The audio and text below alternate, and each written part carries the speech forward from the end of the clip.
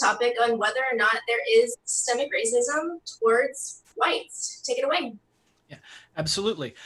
So the topic tonight, does anti-white systemic racism exist, is one of the more volatile and emotionally charged topics we could address.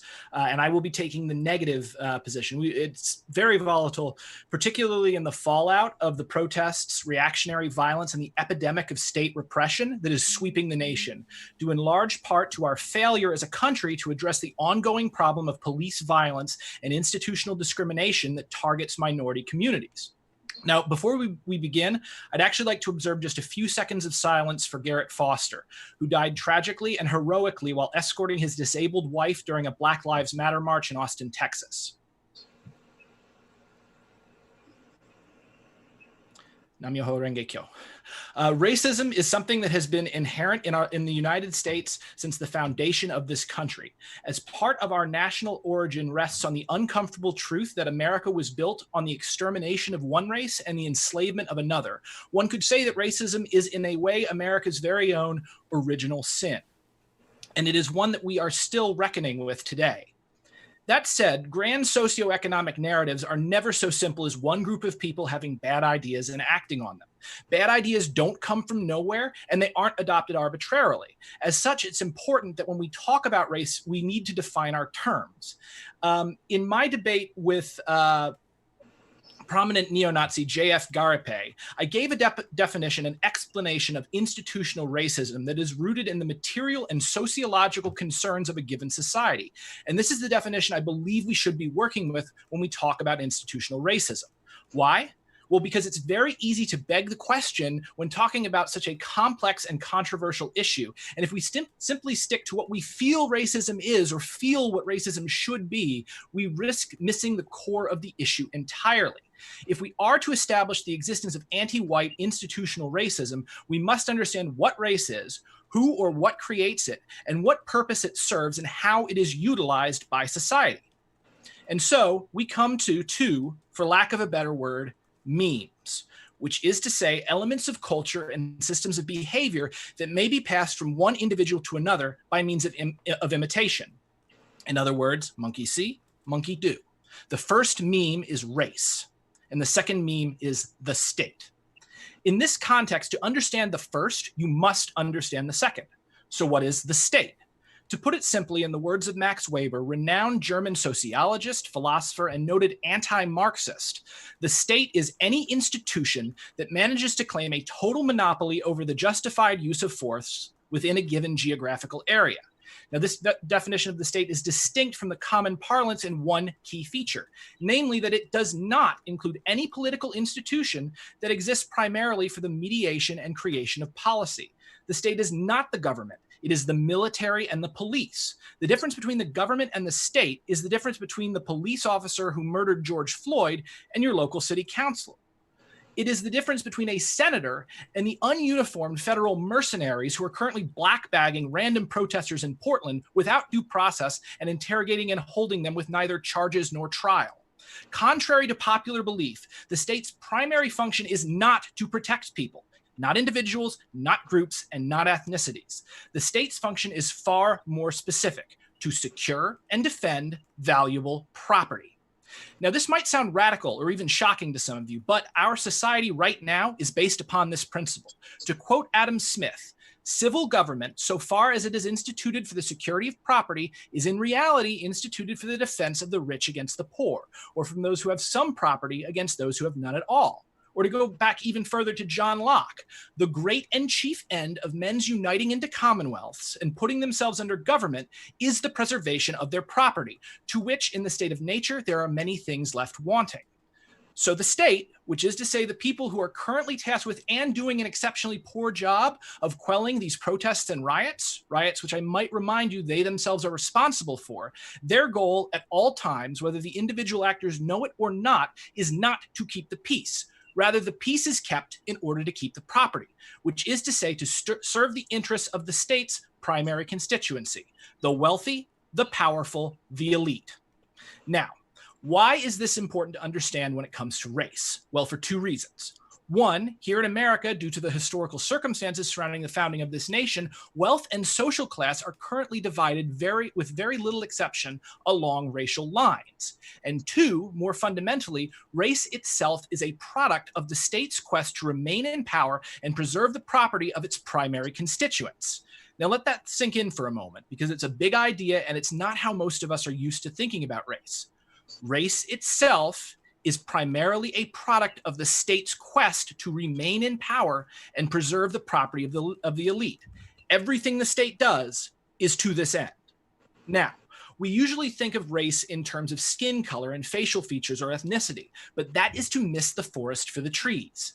In her book, Towards a Political Philosophy of Race, Dr. Falguni Sheth of Emory University puts forth the idea that race, as we currently understand and practice it, is a construct of sovereign power, which is to say, those who are in charge in a given society are the ones who create race. These are the people whose property the state is primarily interested in protecting. And protecting from who? Well, from you and me, and especially those populations that are perceived to be unruly. In the words of Cersei Lannister, everyone who isn't us. Now, you'll note that I've said perceived, and that's an important word, so make note of it. Populations that are perceived to be unruly are targeted by the state. The state cannot definitively know who is unruly and who is not until they act. Just like the state cannot distinguish from someone who's white from someone who's black or Arabic, but looks white enough to pass. It's not about what you actually are. It's about what a cop or a judge thinks you are, which is why we oftentimes racially motivated stops go down after things get dark, because you can't tell who's driving the car. So if sovereign power thinks you're unruly, well, mister, you'd better watch out and stop being so unruly. This perception and attitude is the systemic racism that targets the Black community. It is the core of implicit white supremacy. And implicit white supremacy is much more insidious than the crude racial stereotypes and bigotry that may be adopted by certain individuals. To be racialized is to have one's propensity towards criminal, antisocial behavior be assumed by those in positions of authority, based solely upon the way a person appears to look visually. All other forms of racial discrimination flow from this assumption, and as such, institutional racism physically cannot target white people. Individuals may be bigoted towards white people, but a cop or a judge is not going to sentence a white person more harshly simply because they are a white person. It literally cannot happen in the United States. It cannot happen in the first world, and it likely cannot happen anywhere on the globe, at least at this point in history. However, this is not to say that white people are not oppressed. And I will say unequivocally that 99% of white people are systemically oppressed. And let me say that again, just so absolutely no one misunderstands me when I talk about this. Approximately 99% of all white people experience systemic oppression within their lives. But it is not racist systemic oppression, because white people, at least in the West, are seen as the default, the standard citizen. Authorities cannot categorically see them as potentially dangerous. Whiteness is to race what baldness is to hair color, or atheist is to religion. It is the absence of a concept rather than a positive identity. So in the light of this, how are white people systemically oppressed? Well, you heard it in my previous Game of Thrones reference. To quote Cersei Lannister, anyone who isn't us. 99% of white people are oppressed by capitalism, because 99% of white people do not own significant valuable property, and as such we are regulated to the position of workers, where we must sell our labor to a capitalist under the conditions that are inherently favorable to that capitalist. If we don't like it and we refuse, we will be denied food, housing, medication. We will quickly find ourselves out on the street and in the crosshairs of law enforcement. We will be made to seem unruly, not for our skin, but for our clothes or economic status.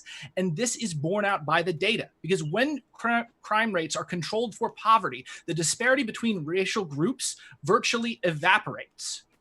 The point is that whenever you want to destroy someone or make yourself comfortable with someone else destroying them, you must always define them as unpeople, because this erodes compassion and silences the voice of your conscience. I see you and you look a little like me, and therefore I think maybe you are people and maybe you can love. Maybe you feel and experience all the joy and pain and regret that I experience. Maybe we're brothers or sisters and maybe we can live together. But those people over there across the street, in another country or city or in Africa or China, I'm not sure they're people, and I'd rather not care about them. So I'm going to imagine they might be animals or idiots or robots. Those are usually the big three. The point is to sate your bloodlust or quiet your anxiety, to serve your vanity. You use language and through that language to make their lives worth less and your own life worth more. And what you don't realize is that as you do this to them, sovereign power does the same thing to you. Kings are always paranoid. That's why they sit on a throne with their back to the wall, because when your back is to the wall, no one can stab you in it. But if we are to survive on this planet, if we are to thrive and build a better world for ourselves and our children, we have to see through this illusion. We must see through the illusion of race. We have to stop seeing the other tribe as an invader, because at the moment, the only thing on this planet that can kill us, that can end the human race, is us. And so we have to learn to live with ourselves, because if we don't, we'll destroy ourselves through war, through famine, by the spreading of disease, or by the power of a nuclear holocaust. We must live together, or we will die alone. Thank you. Thank you, Brenton. And Armin, if you could give your opening statements, or feel free to respond to anything that Brenton has said thus far. Yeah, I mean, I didn't have a opening statement. That's why we let Brenton go, so I could respond to what he's saying. But I just want to say, like, even if I disagree with him, he's such a great writer. Like, I was very passionate. I was very fun to listen to. But yeah, so I don't know how to follow after that. But I just want to make it clear that I'm not at all here to suggest that racism against Black people or other minorities in the United States does not exist. I'm also not here to mention that the racism against I think, let's say Black people, so I don't have to keep saying and other people, like that racism against Black people in the United States is not systemic. I'm not suggesting that. It is systemic. I'm also not here to suggest that racism against white people in the United States is worse than racism against Black people. It's not even close, right? So I'm not saying any of those things.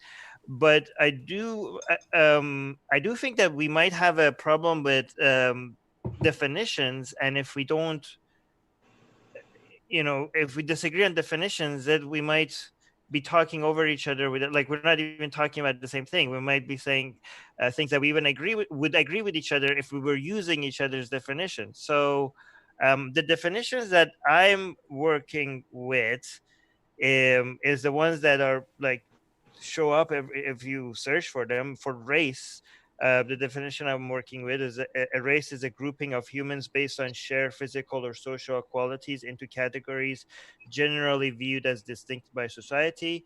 Like, there's no involvement of state and how they manage people and what their agenda is. That doesn't come into my definition. And also, when it comes to institutional racism or systemic racism, I understand that some people have different definitions for this, but most people use these interchangeably.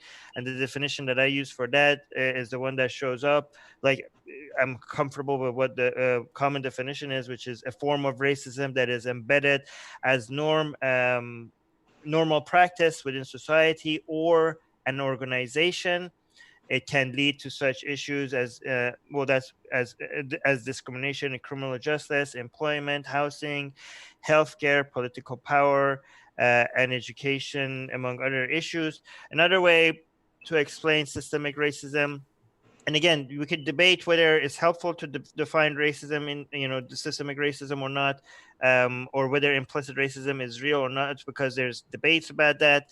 There's not a consensus on that, but assuming all of that is valid,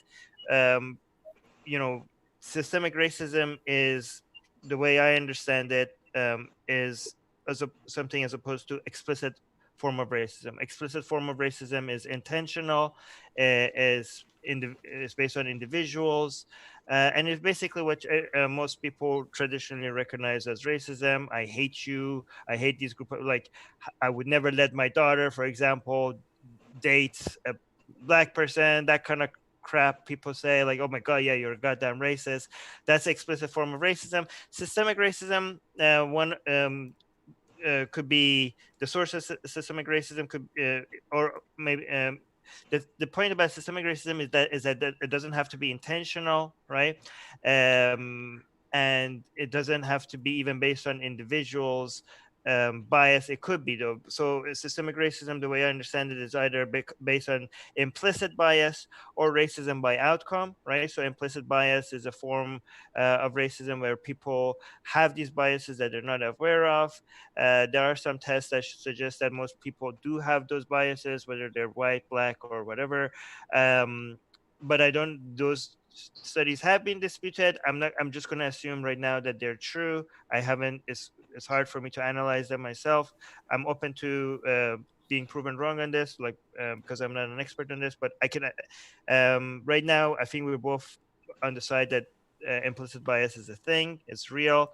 But and also we have racism by outcome. Racism by outcome doesn't require either intentional or unintentional racism, right?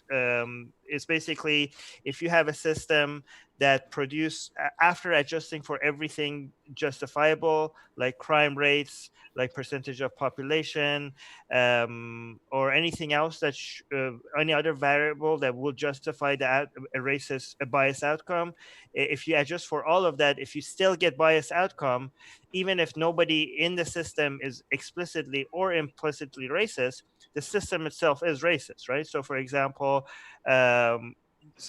one reason why we might say that United States is systemically racist against Black people, and that doesn't require intentional racism by anybody in these institutions, is when you even after adjusting for population and even after adjusting for crime rates and severity of the crimes, you still seem to get harsher sentencing against Black people based on how dark they are.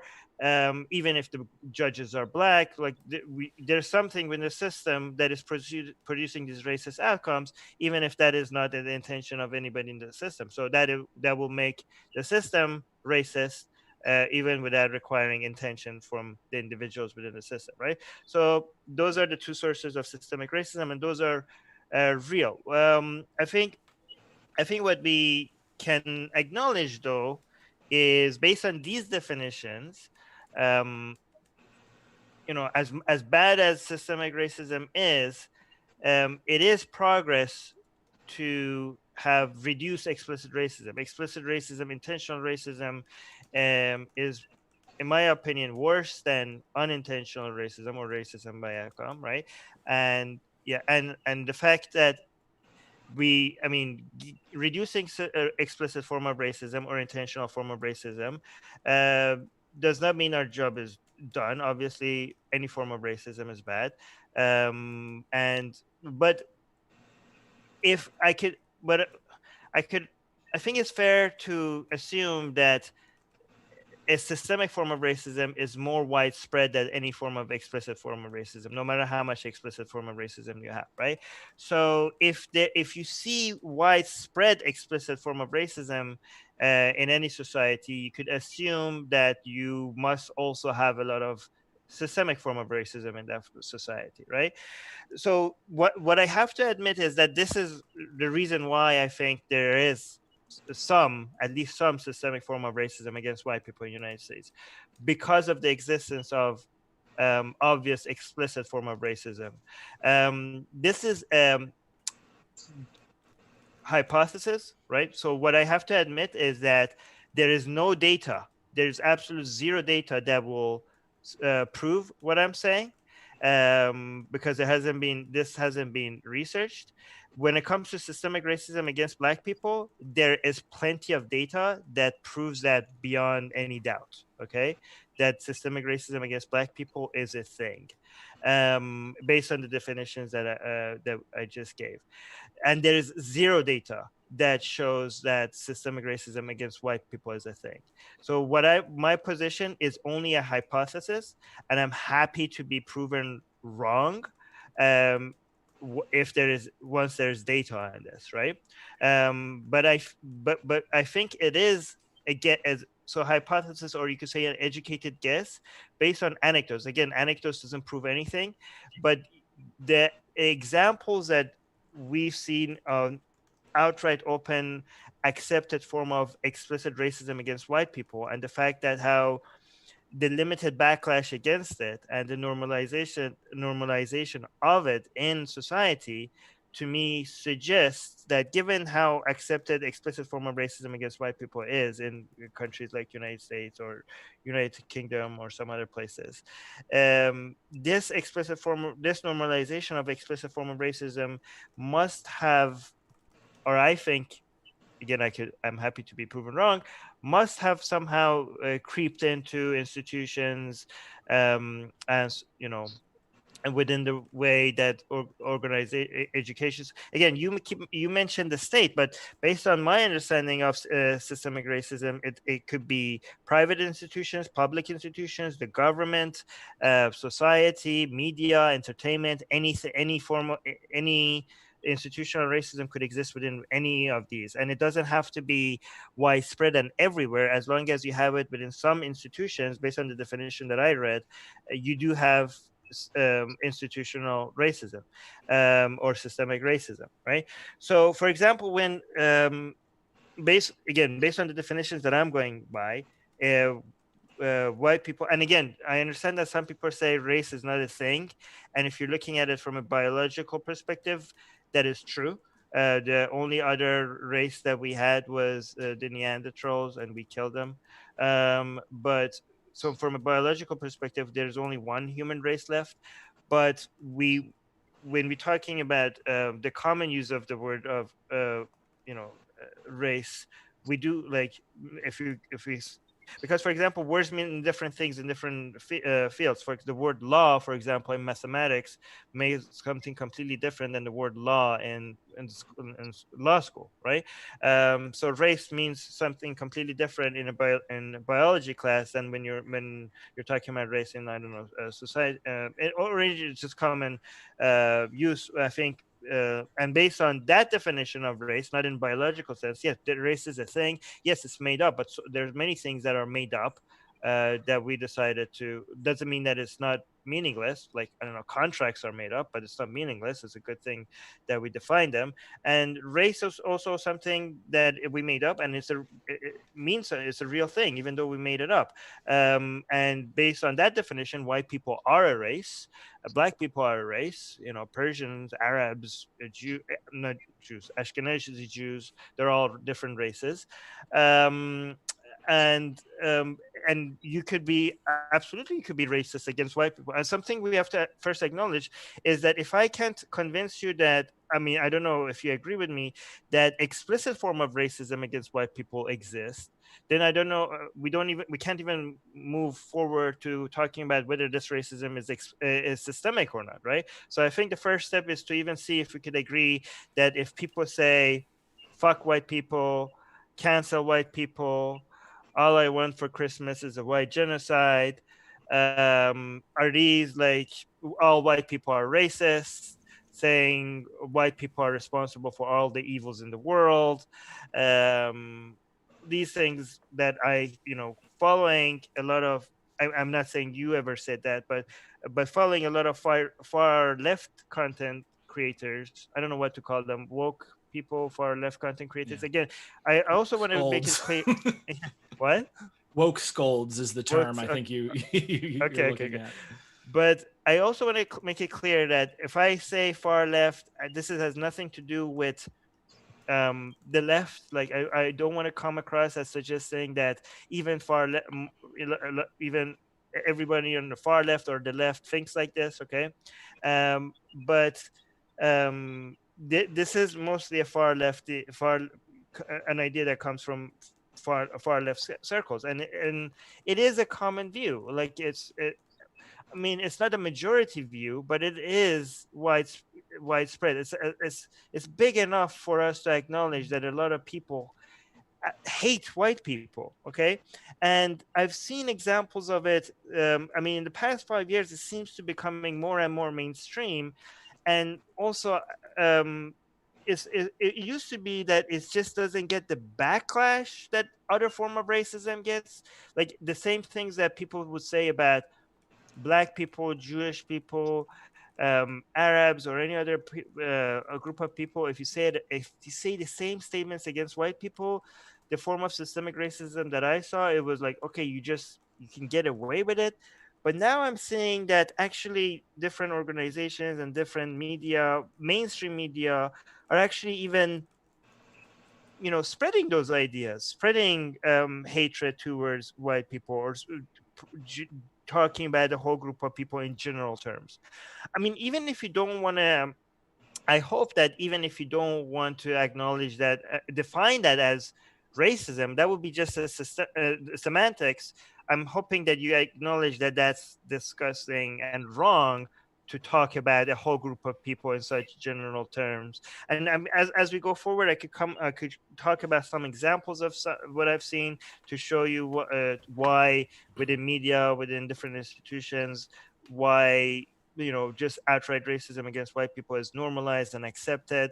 But whether or not we agree on the definition, I mean, I would be happy to even for you to be like, okay, this is not racism, but it's disgusting, vile, and nobody should talk about any group of people in such general terms, whether I call it racism or not, right? I would be happy if you would say something like that, right?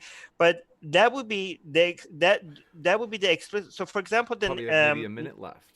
Okay, I'll come up with the examples once we go back and forward in the discussion. So I'm happy to end it here. You got All it. right, go ahead and take it away, Brenton. Awesome. So the first thing I wanted to do was I wanted to acknowledge what you're saying, specifically about things that you've seen targeted towards people who superficially resemble me.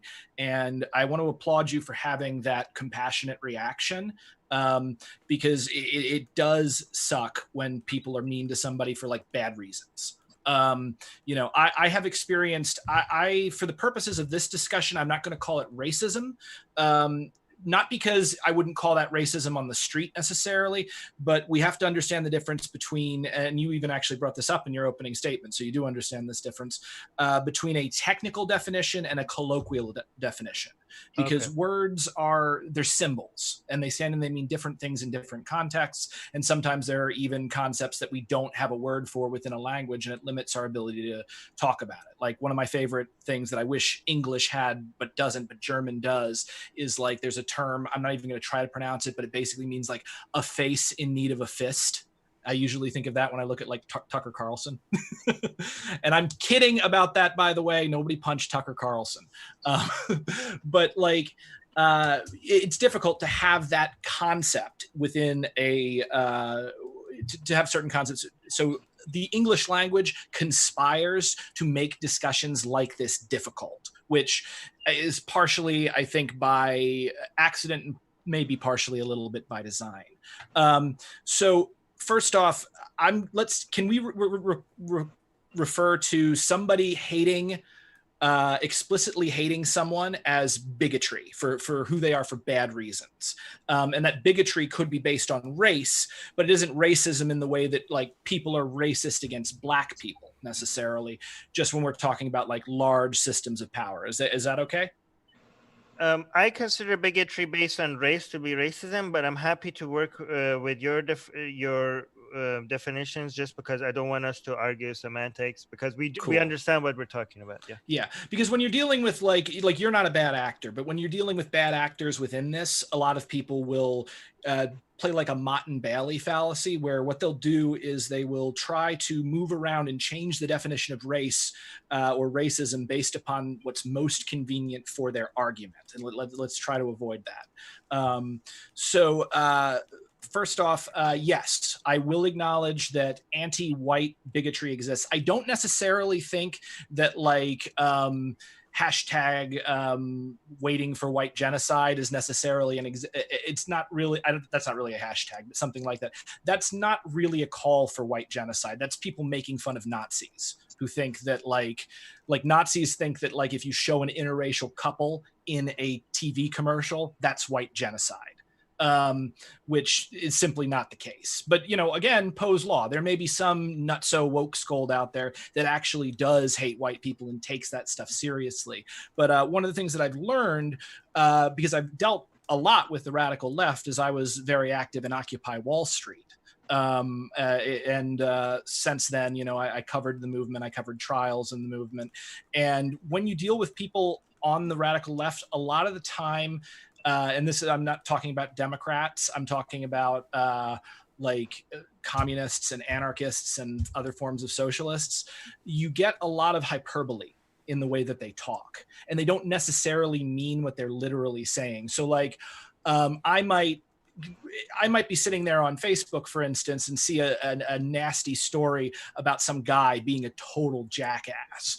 And I type sarcastically #KillAllMen underneath it. Not because I want to kill all men, because I'm a dude, but just like, oh, this frustrates me so much. So what happens is things that appear as hate speech, when targeted in different directions, may simply be somebody making a joke or making some sort of a reference or something. You see it when people get accused of racism and they say, I was kidding or whatever.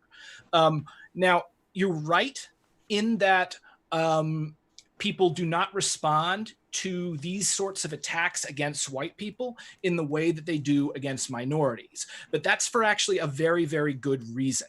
And it's because these attacks, even when they are seriously said, like I remember I was walking down the street, I live in Harlem, and an old black lady, I walked by her and I heard her mutter under her breath, they're cave dwellers. And she was having this like racist or bigoted speech with herself about how terrible white people were. And, I don't know what was going on in her life. I don't know why she was frustrated like that. But, and it made me feel a little bit, because essentially what she was doing was she was dehumanizing me and people that looked like me. But no one is going to take that and hurt me because she said it. However, there is this thing called pseudo-speciation. And this is that humans, we have a block in our minds, a psychological block that prevents us from essentially, you don't eat your own kind. So if you've got people that want to hurt someone or rape someone or steal from someone, what they have to do first is convince themselves, unless they're a total sociopath, that other person isn't human. And one of the ways that they do it is through language. Remember when I talked in my opening statement about, idiots, robots, or animals? And if you look at like white nationalists and you look at like virulent misogynists and people, they use this very aggressive language, like what is it? Incels. They call women femoids.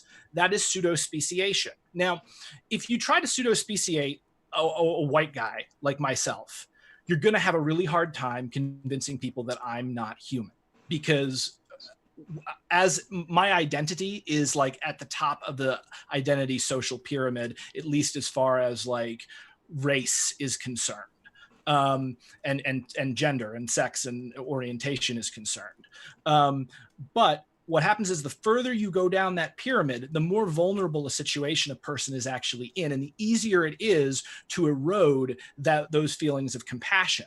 So, you get a bunch of people, they start saying racial slurs over and over again, they repeat it, that compassion gets eroded and eroded and eroded and broken down until people who maybe already want to do some form of violence for whatever reason decides, hey, it's okay.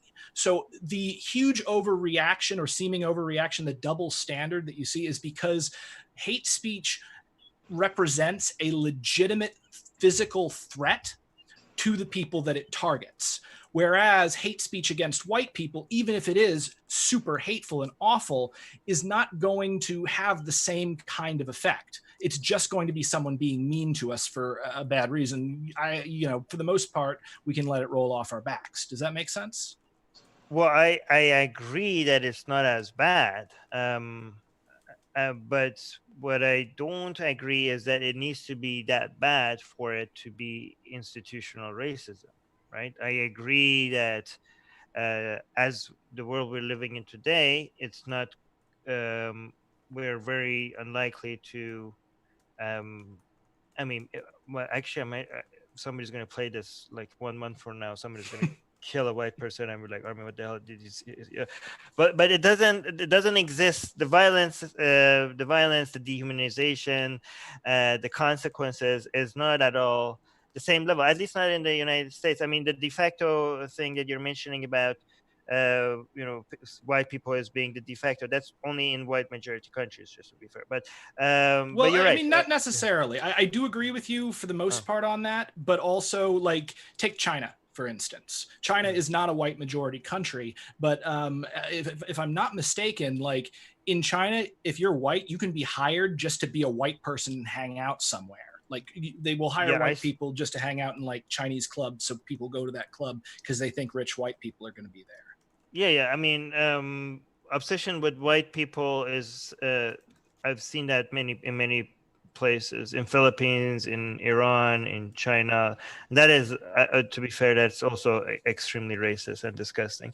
But so what I'm based on the definition that I was working with, but when it comes to institutional racism, it doesn't say that this is systemic if it leads to violence. It's systemic if it involves dehumanization. Okay, and also wouldn't it be systemic if it involves a system? Yes. So what I consider people being explicitly bigoted towards white people, that's not what I consider systemic racism. That's explicit form of racism. Okay. Mm-hmm. The reaction to it, to me, suggests a systemic form of racism. The double standard, like even if we remove so you're saying it's justified because it doesn't lead to violence or dehumanization. I wouldn't say it's justified. I think it's still shitty. Like it's still shitty. It's still just to be this kind of gets just to be sure that Armin had a chance to finish that thought. Unless no, I'm happy to be interrupted like this. It's good. Yeah. Okay. No. I'll just so this kind of goes down to my own personal philosophy, and I'm a Buddhist with Soka Gakkai, and one of the reasons that I do these debates is because the idea of confronting slanderers of the Lotus Sutra, by the way, I'm not calling you that, the idea, which is another way of saying attacking the ideas of those who try to dehumanize other people and say that someone is inherently less than another is something that is part of my Buddhist practice. It's something that I'm very devoted to. And I would say, even if you're doing it as a joke, putting, hashtag kill all men, that is a very minor slander of the Lotus Sutra, because even if you don't intend it to be a horrible thing to dehumanize people, someone's going to take it seriously, especially if it's replicated en masse. There's always that idiot who takes things a little too far beyond what somebody intends when they put something out into the world. So I think, for instance, Twitter can be a very toxic environment. And so let me just see if I'm getting you correctly. What you're saying essentially is because Twitter is a toxic environment and people are not sufficiently critical of the toxic environment that is Twitter, systemic racism against white people exists. Is that the argument, or am I missing something? I'll give you a more specific example right after I mention this. First of all, I do have to say that I've seen some people saying that seriously. Again, it's not I don't doubt it. Okay. And I also want to acknowledge the fact that you I'm grateful that you do label that as something vile and disgusting. But the thing is that, given that you agree with me that it's something vile and disgusting, even before it gets to the point of violence or dehumanization, what I've noticed is that within the United States, just saying what you just said can get organizations into trouble. Even calling it out and saying that this is not okay, right, could get giant corporations into trouble. Just even acknowledging that. Like, for example, I don't, what was his name? Nick Cannon, right? Do you see his? Do you know what I'm talking about? Nick Cannon. The name is vaguely ringing a bell. I'm not sure. So who's this guy? So he just recently had an interview. I don't know if I'm saying his name right. Yeah, I think. Let me make sure. So he just recently had an interview. This is just one example. Okay, I could give you a lot of examples. Okay, he just recently had an interview talking about white people and Jews, and these are like the Black Israelites. He believes in their, Oh. right? But again, so what the things that he was saying in the interview was this is not system. What he was saying was not systemic racism, okay? Because that's an example of explicit racism. He was being intentionally saying vile things, discussing things against Jewish people and against white people. Okay, go watch that interview because it is dehumanizing actually. All right, because he was comparing white people to animals, to being barbaric, to being. He was saying that melanin is what gives you a soul. Melanin is a source of compassion, source of intellect, source of civilization. So wait, is this guy a Black Israelite, or was he just giving an example? Wait, actually, is he Black Israelite? No, sorry, he's like, oh yeah, Black Israelite, and he also, yes, no, he. I'm not sure if he officially considered himself as part of that organization, but he seems to be saying a lot of things that they say, and also a lot of things that Nation of Islam seems to be saying as well, right? So I think they pick these. A lot of people don't. I'm not sure exactly about him, so somebody maybe in the live chat could correct me. But I've noticed a lot of people that are not officially part of any of these organizations, they borrow a lot of their narratives, right? Now, what I want to point out really quickly before we go, and I'll let you get back to it. Okay. What you're describing is bigotry, which is not necessarily evidence of systemic racism. That's what I'm not saying. I'm not saying what he was saying is systemic racism. I think what I'm going to point is the reaction to it. Okay, because if you watch that interview, and it's a long interview, and it's so funny, man. Like you will have a. But he goes into the way that he described, and you have to see the level of support that this narrative gets among this community. I mean, again, there's what is this, the Black Israelites or the Nation of Islam, or what's the both, and a whole bunch of other. So there's a small circle of these people that associate with these groups, and then there's a larger group of people that believes a lot of their narratives and borrow it and endorse it without them considering themselves as part of these groups. Okay, they are big. They are a small percentage, but again, small percentage of a big number gives you a large enough number of people to have very problematic views. But again, none of these views are examples of systemic racism. These are, to me, these are all definitions. Yeah, these organizations don't have any systemic power. They're just yes, but again, he was okay. So they don't. But hold on, let me see where Nick Conant was fired from. He was fired. Okay, he was fired by Viacom. Viacom is a big enough organization with institutional power, right? But if you look at the statement from Viacom, and the reason why he was fired was the part that he talked about Jewish people, not anything, not the length, all the stuff that he said about white people. Comparing it, saying that they're not even human, saying that they don't have a soul, saying that they don't have compassion because their skin is white. None of that was reason enough for his firing. Okay, and again, I think getting fired for his anti-Semitic views was justified, right? I'm not just saying that people should be less like react. There shouldn't be a reaction to people being anti-Semitic. Again, okay, freedom of speech doesn't mean freedom from consequences of your speech, right? But what I'm saying is that he should have also gotten fired if he didn't say any of the anti-Semitic parts and had all the vile things that he said about white people. That should have got him fired as well. Okay. Yeah, I mean, I agree with you on that. But what I'm going to point out is just because they gave that as their official reason does not mean the other stuff didn't play into it. Viacom was probably just covering their asses, because if, for instance, they had fired him for the white stuff, that could be misinterpreted by certain communities and activists as being anti-Black, essentially, even though they're not. But what they're doing is they're saying, okay, we can fire him for the stuff he said about Jews because nobody can argue with us that is 100% racist. But I mean, Nazis will argue with them, but does that not show to you that there's a level of acceptance of being able to say vile? I mean, this is just one example. I mean, it's not a level of. I would say it's not a level of acceptance. It's a level of plausible deniability. So, again, the big problem with a lot of this is people lie. You go up to Richard Spencer, you ask him if he's a hateful person, he'll say no.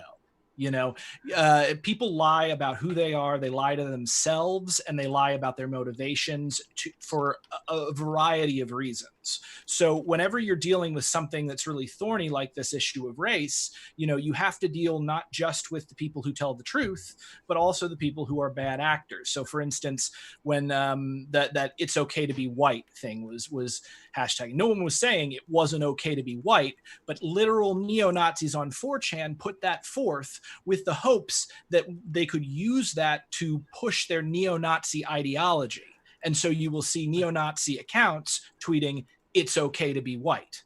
And then people will try to call that out, and they'll say, "No, I'm just saying it's okay to be white. Everything's fine." So, you have to deal with bad actors. And I think Viacom, being a huge corporation that could be targeted by a lot of lawsuits, has to be extremely careful with corporate PR culture. So what they are going to officially fire someone for and tell everyone we're firing them for this reason may not be the whole of what they are taking into account. But doesn't that prove my point? The fact that it would be a political nightmare for them to come out and say... I don't think it would be a political nightmare. I just think it would be a little more risky.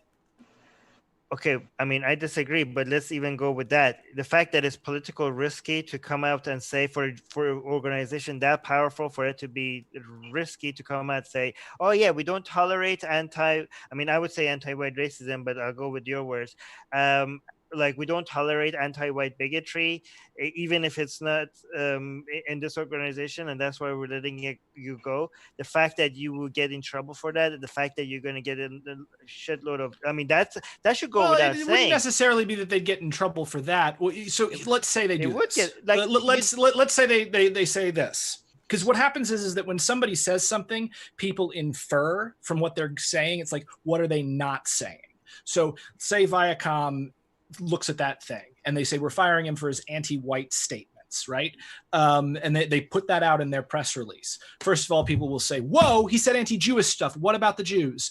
And then other people will look at that and say, "Okay, well, what's the percentage of the people who work there? How many Black people do they employ? What are their salaries? What's going on here?" So people will dig into that and attack them based upon the perception that they are hiding something. Or at least that would be my understanding of it, which would be why the corporate PR culture would be very careful. Now, is this right? In a certain sense, yes, and in a certain sense, no. In the sense, no, in that it's not fair because it is a double standard. And if we could take everything at face value, you should be able to fire someone for like anti-white, but also in the sense of no, because again, there is not a immediate threat to white people of like not being able to find jobs or being overly targeted. But do you agree that somebody coming out and saying white people are like animals, white people have no soul? I mean, nobody has a soul, but that's another topic. But white people specifically don't have a soul, and white people do not have compassion. They're barbaric, they're violent, and that's, if somebody just says that and says nothing about Jewish people, even if it doesn't lead to violence, even this is already dehumanizing, but I would say that guy would have been fired for what he said for white people. They just would have worded the, so if it was shown to you that if somebody loses their job because of something like that, there would be a lot of pressure on an organization that does carry out like something like that, and there's a lot of pressure not to take action against somebody that is only bigoted against white people and not against any other group of people. If you see that it's easy for big institutions and politicians and media to call out bigotry that is just bigotry, not leading to violence against Black people or Jewish people. I mean, let's just forget Black people. Like, let's put aside because I agree with you. Like that has bigger consequences, right? But if you just a bigotry against white people, even calling it out, even acknowledging it, even saying, even coming out and saying that the bigotry against white people is a thing, it's real, gets you demonize and and people call you out as racist for even saying that. People remove you from your their social circles. People, I mean, I don't know, again, because of all of what I've seen has not been collected in a scientific way that could, that I could present in the data. This is just based on my experience and the things I've seen.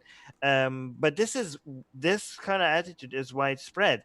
I think, and because it's my personal experience and it's not collected scientifically, I'm happy to be proven wrong. But if it was shown for this to be the case, wouldn't that be an example of some form of systemic? I don't know. So you don't like say racism, systemic bigotry? I mean, I wouldn't say it's systemic. I mean, what you've got there is you've got a corporation that's concerned with profits primarily, and it's looking to protect its profits, and that's why it's getting rid of these people. It's not moral outrage over the treatment of Jews or the treatment of white people that's prompting Viacom's behavior. It's they want to make sure that their profits stay intact and that the people who invest get a higher return on investment and that their owners and shareholders are happy. But that's true for all form of systemic racism. Institution, like for-profit companies always act with the intentions of maximizing profit. Yeah, and go back to well, actually not always, because sometimes they will act counter to profit if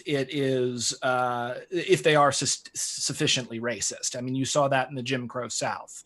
That would be true if there's explicit form of racism, intentional form of racism, right? But the systemic racism that is happening without explicit form of racism could, if it's happening within private institutions, private organizations, is probably as a result of go on. I mean, even implicit racism can still cause someone to act in a way that is counter to profits. A great example, honestly, is what we learned with the Black Panther movie, because for years and years, people didn't want to see movies with Black superheroes in them, or that's what Hollywood believed and kept saying. The same thing with the Wonder Woman movie. We can't see a movie that's starring a woman. Nobody will want to watch it. Nobody wants this.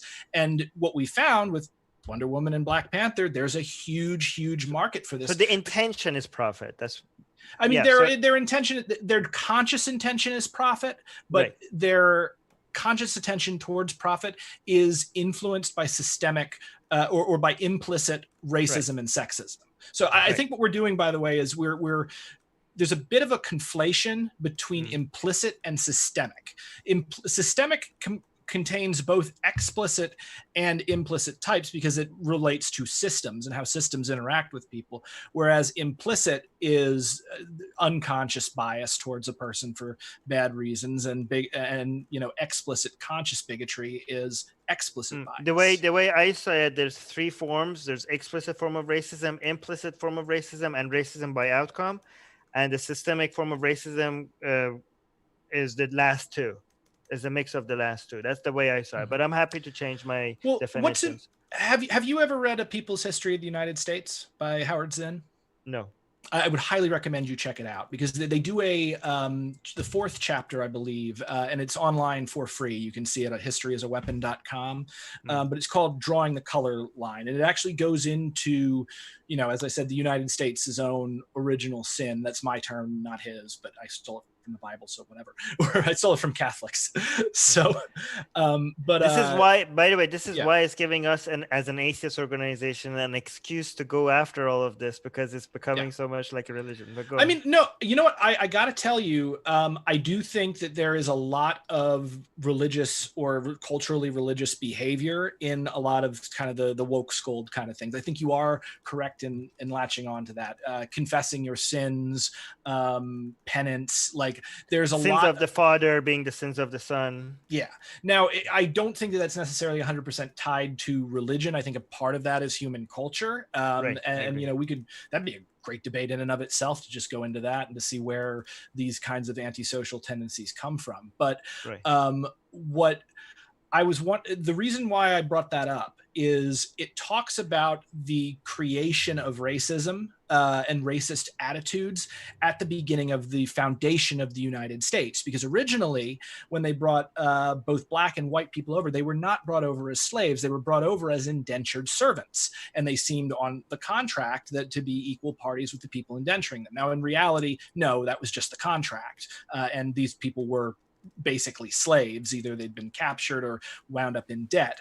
But what happened was that after the first few joint revolts, where the black people and white people joined together and had rebellions against the landowners that owned them, suddenly they passed explicit laws that were made to prevent that punished more any kind of Sorry, where fraternization. are we getting with this? Sorry, I don't mean to interrupt, because this is a form of this, like this is anti-black stuff. I'm pointing out the origin of racism, the socioeconomic origin of the American form of racism, of systemic racism in American history.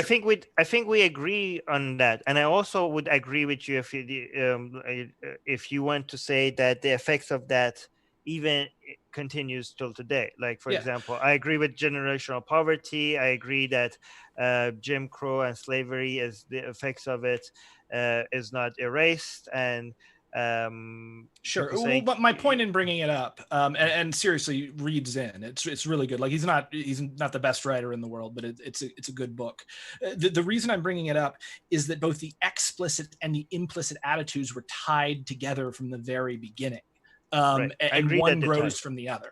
So I don't think you can separate them. Is what I'm saying. I'm categorizing them. I'm not separating them. Obviously, the more explicit form of racism do you have, the even wider the systemic form of racism is going to be. One leads to another. In fact, what explicit form of racism, if it's there for a long time, even once you get rid of it, is the systemic racism that was the systemic form of racism that lingers on after that, is as a direct result of the explicit form of racism being part of the society and accepted, right? Sure. And that's why I also think that the explicit form of racism that exists against white people, given that it's becoming normalized and accepted, that has or will lead into systemic form of racism. That's what I think. But one thing I want to ask is, what do you think about people like Robin DiAngelo and Ibram Kendi in books like Anti-Racism and White Fragility? Like, do you think, like, I don't know how much you know about their narratives, but do you think like the idea of white fragility is like, and the things that Robin DiAngelo, for example, says, is that a bigoted way of just talking about white people? I mean, I haven't read her book, so I don't know. So what I would say about white fragility is I would need data on that. Now, I have seen white people go to absolute pieces whenever somebody talks about I've seen all kinds of racism with them. Because it's an emotionally charged issue. So there may be some sort of fragility, but you would need to demonstrate that with sociological data.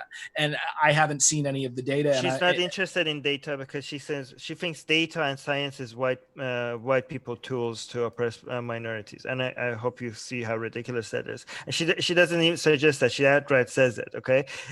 And she also is okay. She also mentions that she's completely okay with generalizing white people, and this, talking about them collectively rather than individually. I mean, do you agree that those are? I get this. This is not an example of systemic racism, but I think this is like Am I mad at Robin DiAngelo? Is that what you're asking me? No, not personally. Like, I think, do you consider talking about a whole group of people the way Robin DiAngelo does? Do you consider that? I mean, I call it explicit racism, but would you consider that bigotry? I would have to see how she actually talks about them. Like I said, I haven't read the book. What I would say is, at the very least, if you're heavily generalizing about an entire group of people without data, you're behaving irresponsibly. I would say that's an irresponsible statement without data to back it up. So let me tell you, for example, another example for why I might think that systemic racism against white people. And again, I understand that the way your your definition is different than mine, but I want you to see where I'm coming from. Given that what I see, what people like Ibram Kendi and Robin DiAngelo are saying, given that I consider that explicit form of racism, intentional, individual Do you have a direct quote from them, by the way, just so I can respond to this? I should have prepared that. If you don't have one, you can send it to me later. Okay, I will. Yeah. But given that I consider, I mean, she comes out and says outright that she's okay with generalizing white people. Like she says that in as clear as it could be, right? And you know, and she considers racism to be a white thing, right? White people are racist. White and people this is the author, and this is the author of the Fragility. White Fragility. Right. You'll notice something very important about that. Oh, okay. Let me make a point though. What she says to me is not an example of systemic racism. What is an example of systemic racism is that she's now her book is the #1 bestseller when it comes to race issues in the United States. What suggests to me that anti-white racism is systemic is now her book and her dogma and her methodology is now treated as gospel in diversity training and anti-racism in corporate America, in universities, in many universities, in government institutions, and do you have any data to back that up? But besides the book sales, do you have any data to back that up? Well, I can send that to you as well. But Sure. The thing is that I didn't say in. So here's the thing: it's really easy to show that it's being used as the go-to doctrine methodology for anti-racism training, because it's selling well. No, it's being used. Okay, I will send that to you. Okay. It's being used heavily. I'm not saying everywhere. I'm not saying all I have to show is that it's being used a lot, not that it's being used by majority of corporation, not that it's being used everywhere, okay? But it's being used a lot. It is the #1. Her book, her and Ibram Kendi are the top 2 leading figures when it comes to and again, it's what you said. It's a profit motive, right? Yeah, it's corporate PR. Yeah, it's corporate PR. Like these organizations.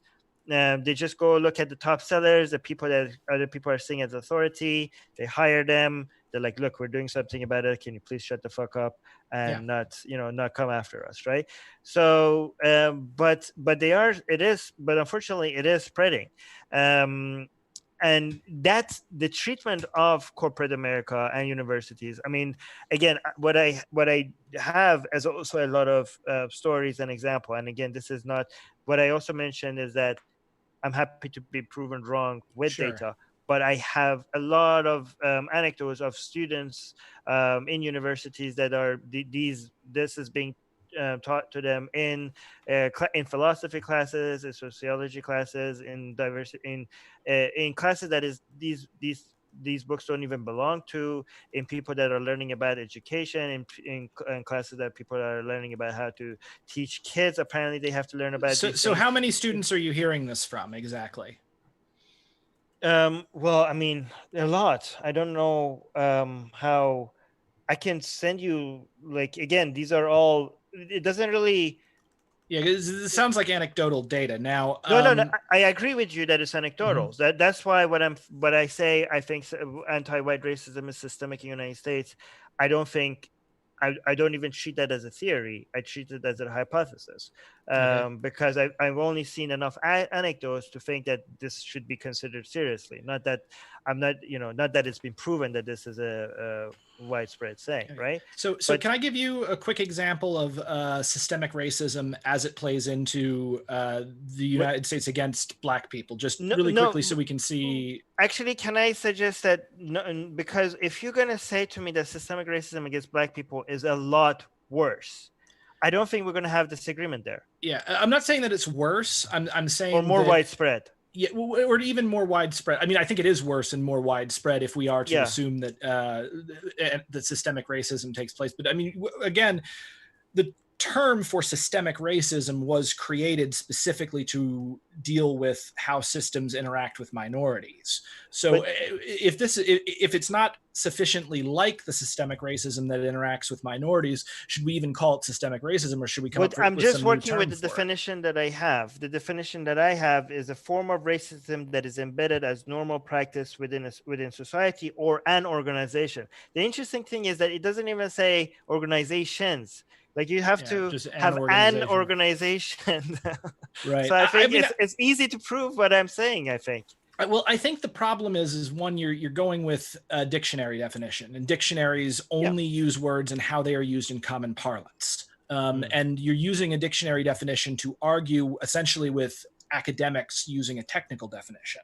I'm happy to be saying that systemic racism is not a thing if we go with a definition that doesn't show that, like, if you say, oh, I'm working with this definition, and based on this definition, systemic racism against white people is not a thing, I would be like, yep, you're right. Based on that definition, systemic racism against white people is not a thing. All I'm saying is, based on this definition, which I'm happy not to use if you don't like, all I'm saying is that based on this definition that I'm working with, systemic racism against white people is a thing.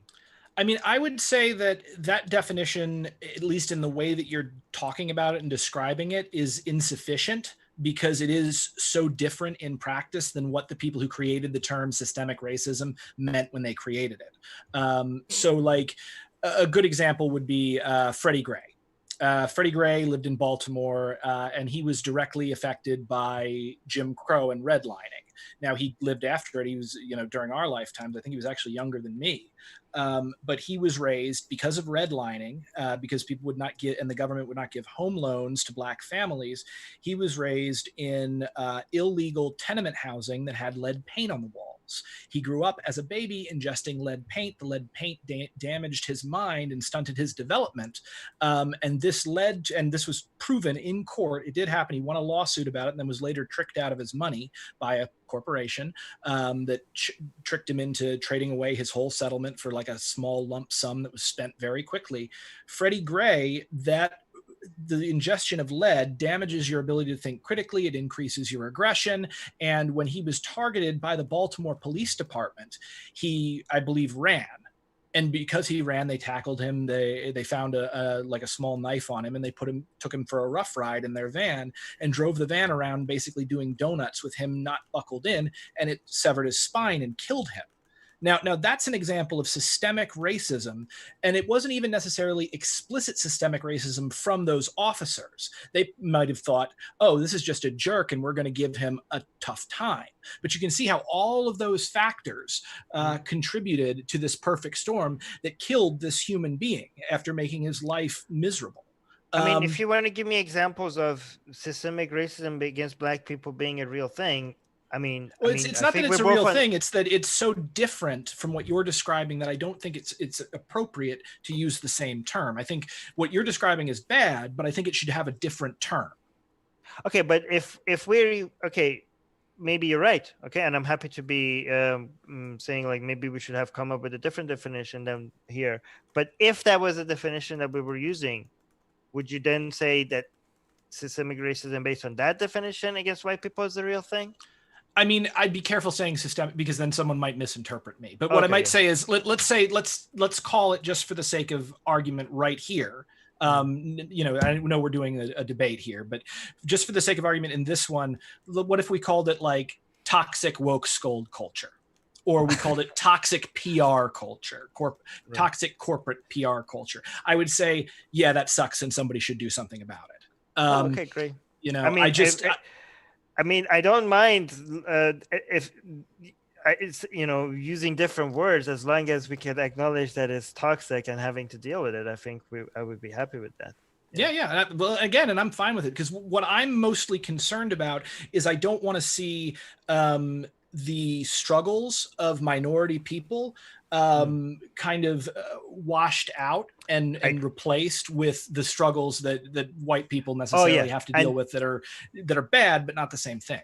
Actually, and that's a very important concern. And one thing I have to acknowledge is that a lot of times people use stuff that I'm trying to say as a way to dismiss the racism that exists against Black people, and it would be irresponsible of me to not clarify that every time I try to mention the racism that exists against white people. Within that same content, I have to be careful to mention that other forms of racism are real and a bigger problem. Not because, like, again, it's unfortunate that I have to do that, because it's okay. I think it should be okay for some people to be focusing on a problem without having to acknowledge other problems that exist. But given how misused how common it is for people to misuse that form of narrative to dismiss the racism against Black people. I don't mean to interrupt you, but we are going to try to move into the Q&A. That's my last. I just want to quickly say this: I think as content creators, we are responsible for our audience. We cannot say that I didn't mean to say this. People just took my narrative and use it for own propaganda. I think if as content creators, if we are aware that people are constantly misusing our points, then it is the responsible thing to do is to clarify that you do not stand with those people, right? I think so. Yeah. Just wanted to point that out. But yeah, really quickly before we move into it, I just wanted to say I think we just actually came to an understanding. The internet works. So thank you, dude, and I really appreciate this discussion. I'm excited to do the Q&A. Yeah, you kind of rock. So I'm glad. Thank you. Does anybody else have any closing statements that they want to make before we move into questions? No, I'm okay. Yeah, it's good. Yeah, I kind of wanted to say something really quickly, and this is just because when I was doing my research on you, I think you talked a little bit and you used kind of the term like the regressive left. Mm-hmm. And I think what we just hit on right here is why I think the smarter ones on the regressive left may be a little less keen to criticize Islam. Because like if I'm coming from my own perspective, I live in New York City. There was a cab driver in New York that came in and a guy had come back from Afghanistan and he asked the cab driver if the cab driver was Muslim. He responded like Assalamu alaikum or Allah Akbar or whatever they say. And the guy slit his throat.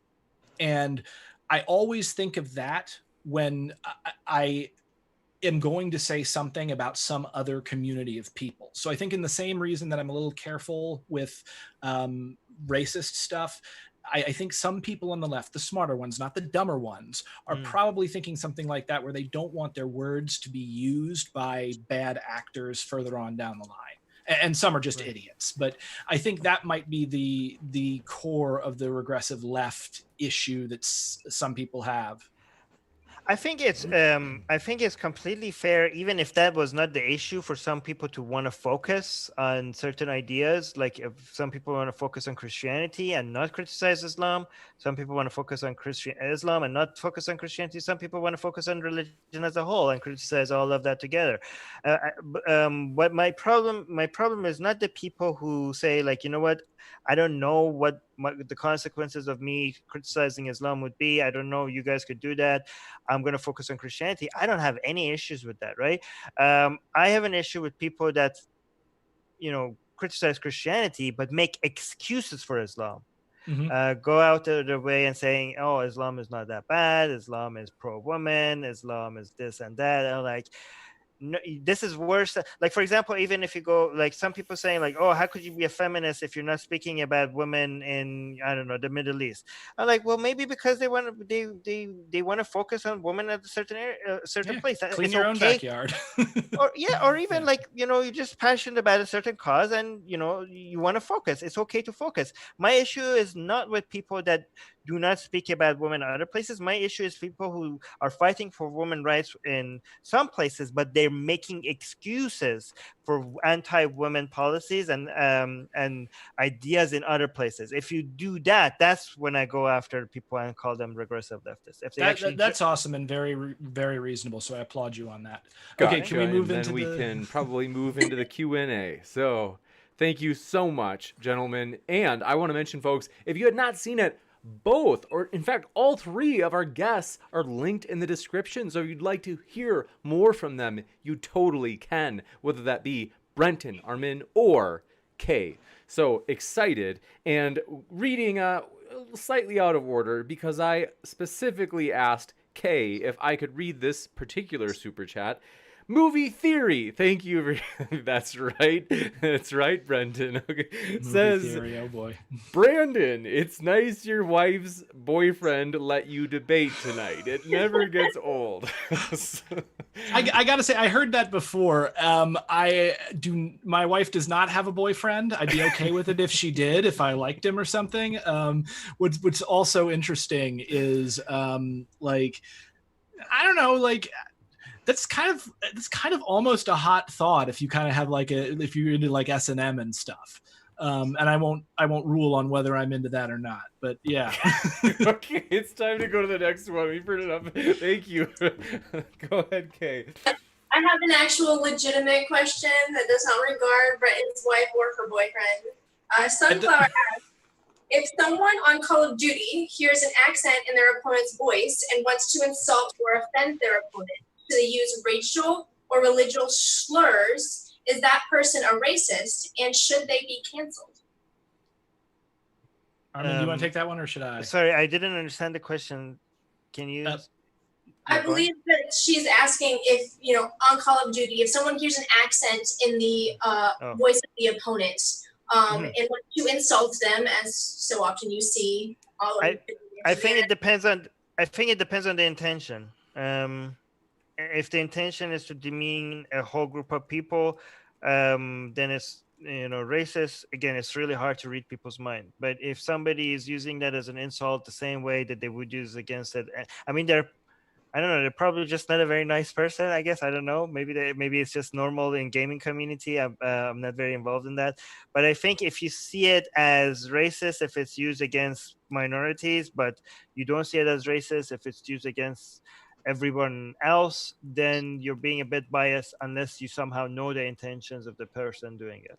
Yeah, I'm going to come at that from another direction. I'm going to say intent is completely irrelevant. In just the same way as if someone steals my wallet, I don't actually care if deep down in their heart they consider themselves a thief and thought that I just want my wallet back. So it's someone doing that, someone hears something in their voice and decides to use a racial slur to make somebody mad. Yeah, they did a racist thing. I don't know if they are a racist, but they should be corrected for doing the racist thing because that's an awful thing to do. And even if they don't intend offense, if they don't intend to hurt somebody, it's like throwing a freaking grenade. Like if somebody uses like the R word to call someone stupid, just call them stupid, because you don't need to throw a bunch of people with disabilities under a bus to call them stupid. Don't hurt other people just because you're mad at someone else. It's irresponsible behavior. Gotcha. We must keep moving just because we have a number of questions. Okay. I hate to do that to you guys, but just to try to get through as many as we can. Padme the cat. So I'll start from the bottom of the list, Kay, and you keep going from the top of the list, and we'll meet in the middle. So Padme, thank you for your question, said, the worst part of saying, quote, white, unquote, is that white people are totally more light orange or peach or something. Snow is white. Snow White is light orange. Mm-hmm. Thank you. Okay, go ahead. Kay. In my comic Snow White Zombie Apocalypse, by the way, Snow White is Chinese. That is really progressive. I like that. So, go ahead, I don't know if that was a question or do we need to respond to that? I think it was like a silly super chat. I mean, black people are not black either, so I don't know. And brown people are not brown. Yellow people are not yellow, so I don't know. So all of this is stupid. All right. Some guy says, if people respond more negatively to anti-black compared to anti-white bigotry, doesn't that prove society is systematically racist against whites? No, we talked about that. There's a good logical reason for them to respond more negatively against anti-black bigotry than anti-white bigotry, because anti-black bigotry can get people killed. There's a much larger and more present threat when bigotry is directed at minorities as opposed to when it's directed at the majority, because the majority has not been systematically disenfranchised and disempowered and dehumanized. Right. So, I somewhat agree that if you see the consequences of one action being bigger than the other one, then you fight it stronger. So the imbalance doesn't prove to me that there's a systemic racism. The fact that calling one of them out at all could get you in trouble. And, even if it's not as bad, the fact that it is bad is not motivating institutions to go after it as something that is not acceptable. Just the outright denial of it, or acting like it's not even there, that to me proves that suggests that there might be systemic racism out there. The imbalance of the fact that they're not the same, I think that Brenton is right, that is justified. Next up, thank you for your question from Castizo, who says, question for the dude with the Hitler stash. Is systemic racism against whites possible in Japan? Is it so I'm going to assume, because I'm the only one with a mustache, but like Hitler's mustache is this. I have like a full mustache. It gets a little darker underneath my nose, but I think it's just because the sun doesn't hit it. Is it possible? Is anti-white possible? We talked about this like in China. I mean, maybe it's possible. In fact, actually, I think Japan is pretty xenophobic. I just don't know if systemically they are biased against whites. I have a friend who lives in Japan and started a Food Not Bombs chapter over there. And he never shuts up about it, but that's cool because Food Not Bombs is cool and living in Japan is cool. And he has mentioned that he has experienced some hostility, some bigotry based upon him being white and married to a Japanese woman and being a gaijin. But I would have to know more about the like actual institutional structure of Japanese society if I can say that that's systemic anti-white racism or if it's just bigotry. Well, I mean, if the question is if it's possible, then obviously it's possible. Whether or not they exist, I don't know. I haven't. But I agree with Brenton that I don't know either. I have to actually see. A lot of people in the live chat are angry that I didn't push back harder against you. I'm saying that I'm a terrible white advocate. And people are saying, why am I even defending white people if I'm not white myself? I would like... Watch it. They might be Nazis. I'm not kidding. They literally might be Nazis. It's true that some could be... Kay, I think we just lost Kay. Did we lose you, Kay? Yeah, we lost no, bring her back. I like her. I think she'll be back any moment. She has absolutely phenomenal hair. I noticed that as well. But I was going to say, Brenton, is that a gamer? That's a gamer girl haircut, isn't it? I see. I grew up doing like the goth scene, so like that undershave. That's like that's like an industrial haircut. But yeah, what were you saying, James? We'll in the meantime, I will. Oh, that's right. I'm going to put the banner for the next week. Milo Yiannopoulos and Jangles debate boy will be debating. Perhaps at some point we'll have. Who knows? It could be Brenton at some point, depending on if there will be a topic. It definitely could be. If there's a topic, yeah, I'd be interested. Wait, and, are we allowed to take this debate and post it on the ACES? Can I post this on the ACES? No, yeah, dude. 100% totally. You can. Yes. Okay. I will link back here. Okay, great. Yeah. Awesome. If you can link my channel as well, I'd love that. Thanks. I will, absolutely. Definitely. And let's see. 2 seconds. Kay is back. Changing. We were praising your haircut. We do have. Let's see here. We were being extremely sexist by talking about how you look. Next, let's see. I don't know if that's sexist because a haircut is a choice. You know, it's like if you talk about like the way a person looks that they can't control. I feel like that's where it really gets into being sexist. We were complimenting your haircut. That's what we were doing. Yeah. Well, thank you guys. My internet just decided to kick me out for no reason. But to be fair, you have really crap audio. Just to balance that out. It's a work in progress, but don't insult someone's audio. I got my audio insulted. I went and bought a better mic because it hurt my feelings. Our dearest friend Brenton did make a point that it is true. We do, Armin. I would keep in mind that some of these people in the chat would like more. It's true. I'm not saying all. But there might be one or two out there that might want more neo-Nazi types defending, you could say white people in this group. But one thing I was going to bring up really quick, neo-Nazis, get the hell away from whiteness and white people. Like, we don't want your help. We don't need your help. Go away. All you're doing is embarrassing everyone else. Something that's really interesting is that, have you guys noticed that? I've noticed it more and more, that identity politics, I'm like seeing people who may perhaps be neo-Nazis using identity politics type arguments. Of course, because that's all that is id poll. When we Wait, hosted... it was always identity politics. Nazism was always identity politics. Oh, from I the didn't. beginning. Okay. Because, well, the way that I thought mean- of it in terms of like the leftist use. So, for example, let me give you an example. We had Brenton debated Sargon, and people were triggered, and they were like, "There's no trans person in this debate," and I still have no apologies for it because we're happy to have trans people, but we don't require that. You know, Right. we don't. For us, it's like we'll have anybody, but we don't require they be there for certain topics. Now, the idea is when Vosh and Destiny, when they debated, nobody from the more left side gave me any trouble, but the neo-Nazi type people were like, "Why is it you have white people, Vosh and Destiny, defending black people?" Okay, so to be honest, to be fair to them, they're trying to say like you guys are hypocrites because you claim to want minority voices and you're not bringing minority voices. But to counter that, they themselves seem to be hypocrites themselves because they like a lot of people responded to this debate saying like, why is a non-white person speaking on behalf of white people?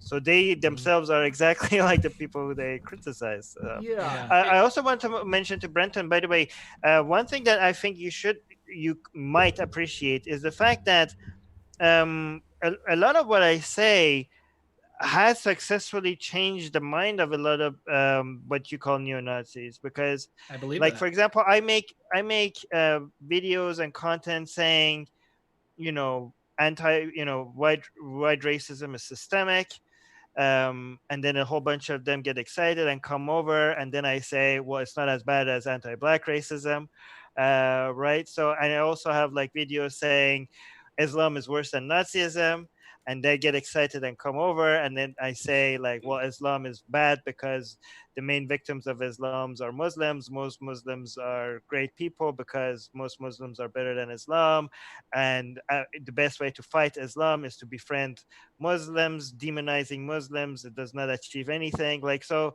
that's definitely true. I have a friend who was stationed in Afghanistan, like in the military, and like he pointed out that like they will play like jihadists will play Donald Trump speeches to recruit, like because demonizing Muslims in the West makes them then think that it makes them feel justified in attacking the West. But what I'm saying is part of what I do is not to go after just the woke, I don't know, left, but also to go after a lot of these far right narratives by getting them excited into what we're saying, but then also exposing them to maybe looking at these things differently.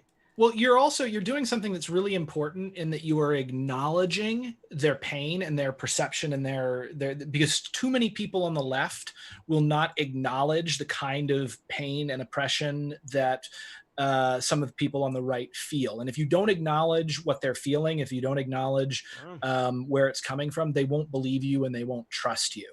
That's one of the reasons why in my opening statement I said 99% of white people are systemically oppressed. It's not on their race, but they're still systemically oppressed. So like there is truth in that. It's just they've been suckered by fascism and by bad actors to believe a stupid inverted version of the world, and they've been tricked into essentially joining what is a death cult. So thank you for getting a few people out of a death cult. That's really important. I mean that very seriously. I hate to do this. We've got a lot of questions to get through still, and we're late. Go. Sorry. Let's see, Kay, I think that yours might have been the next one. All right, so Lily R.O. says, define far left. P.S. James is soy cool. So I don't know if she meant to call you so cool or if she was calling you soy boy. But we are bringing the soy meme back. But okay, go ahead. Define far left.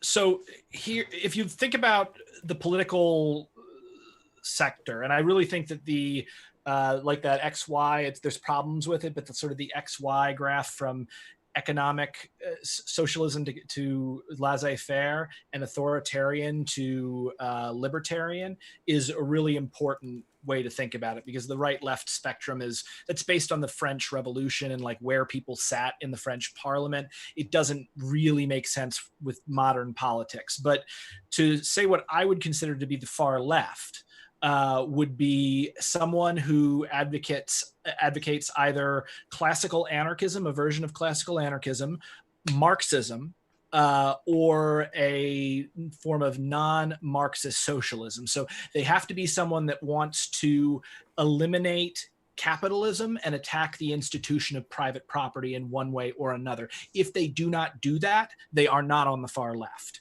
Now, there might be liberals in the Democratic Party who are left of conservatives, but I would really consider them more centrist. Or if you want to take Joe Biden and put Joe Biden on like the world thing, he's way, way far on the conservative side.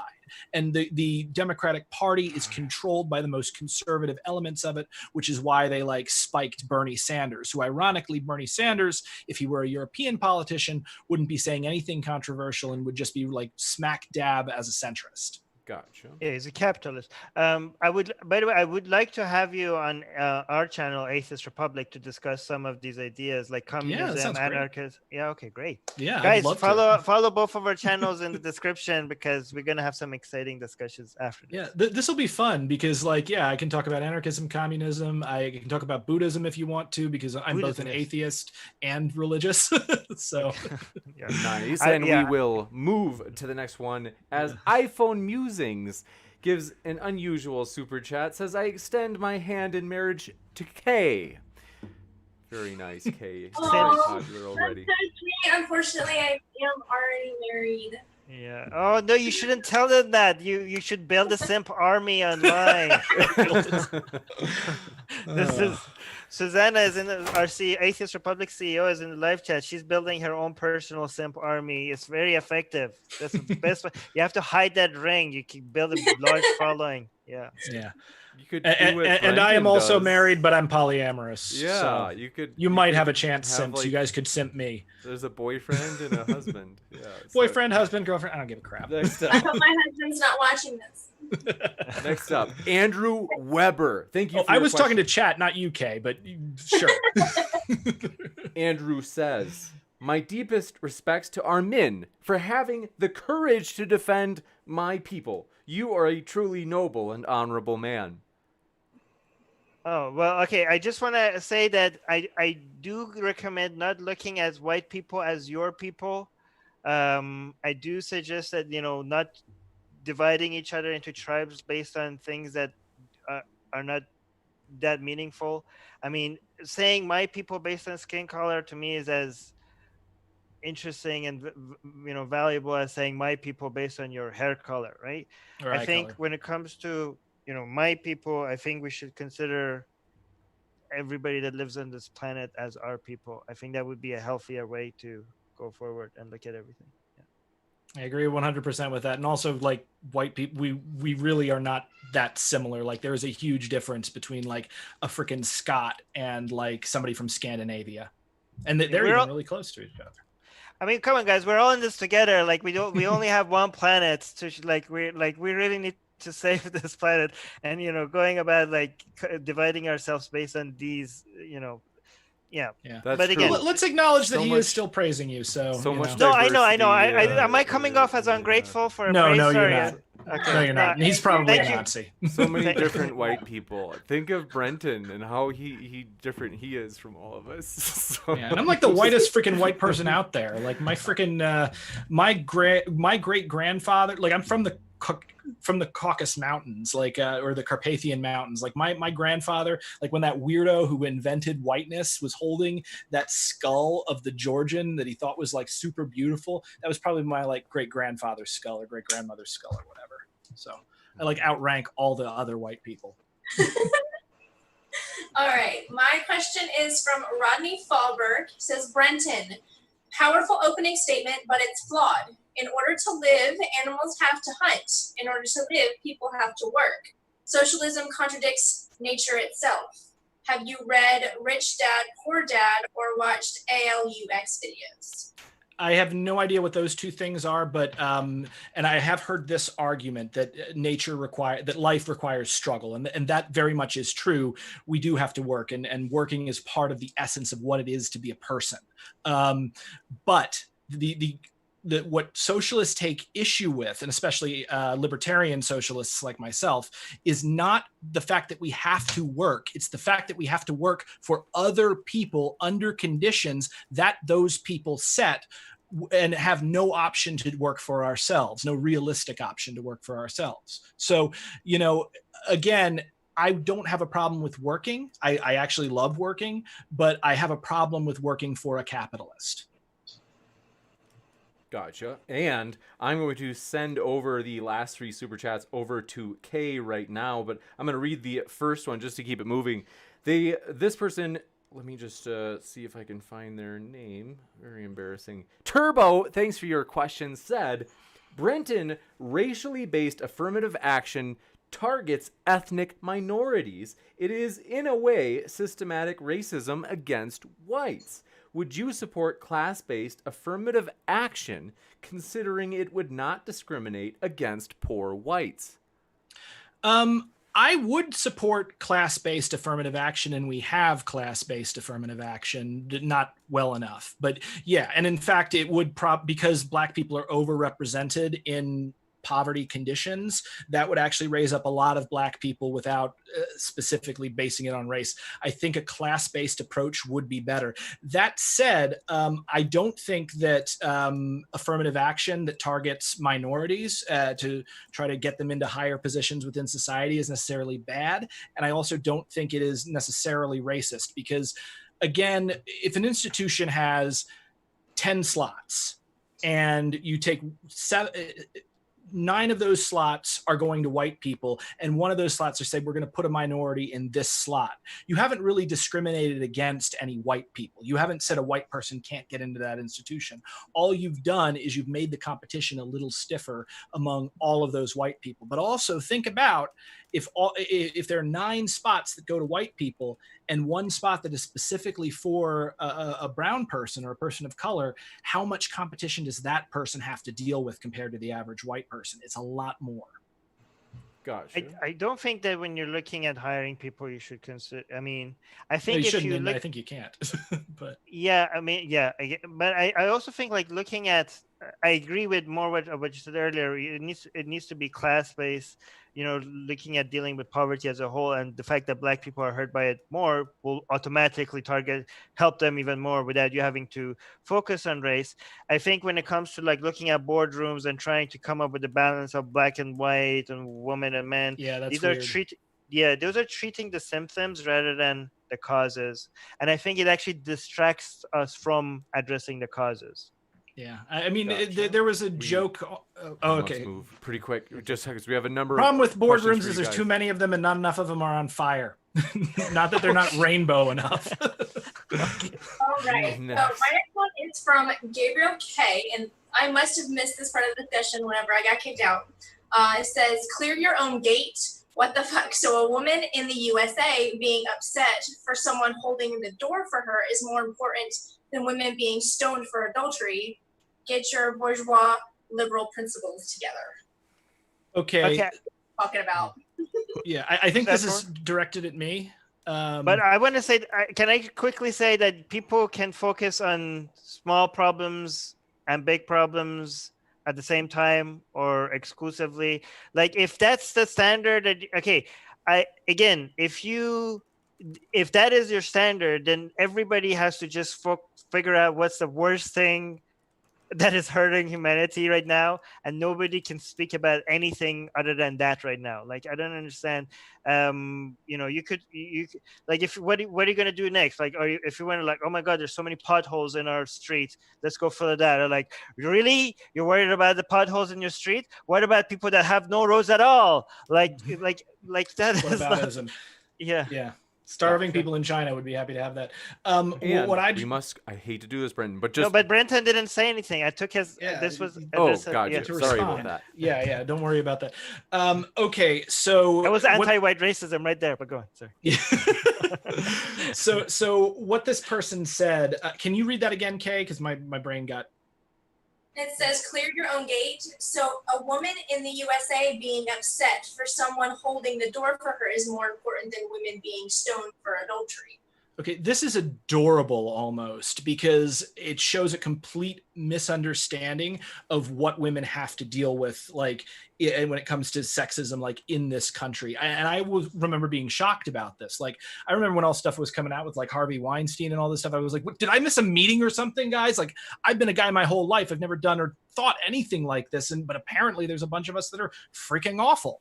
And the thing is that I was really shocked when I went to sit on a jury, because they asked the people at the jury, like, have you ever been the victim of a violent crime, to see if they would be negatively biased, because this was a criminal trial.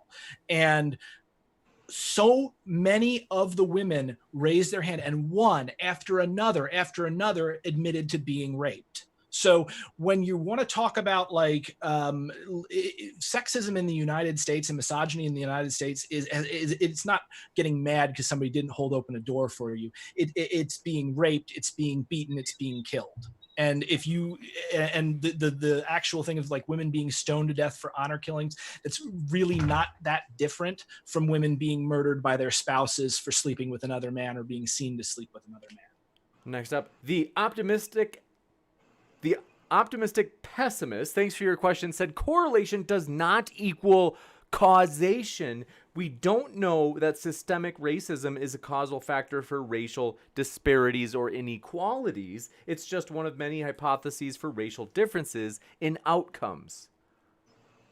Well, okay, so if you consider a form of systemic racism to be racism by outcome, that would include, like, that's the reason why that we include that part of the definition, right? So if, again, so this is the difference between racism of the gaps and racism by outcome. So racism of the gap is like a fallacy that people keep blaming things on racism without actually proving that this is because racism. They see disparities everywhere and they think like, oh, this is racism.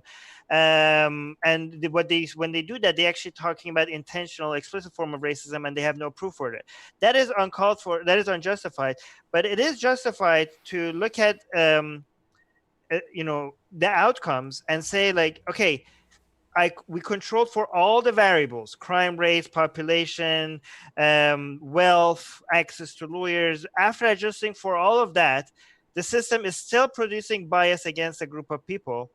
If you say like, okay, we don't know if this bias is because of explicit form of racism, it might not be, because there's no way that any study could control for all variables.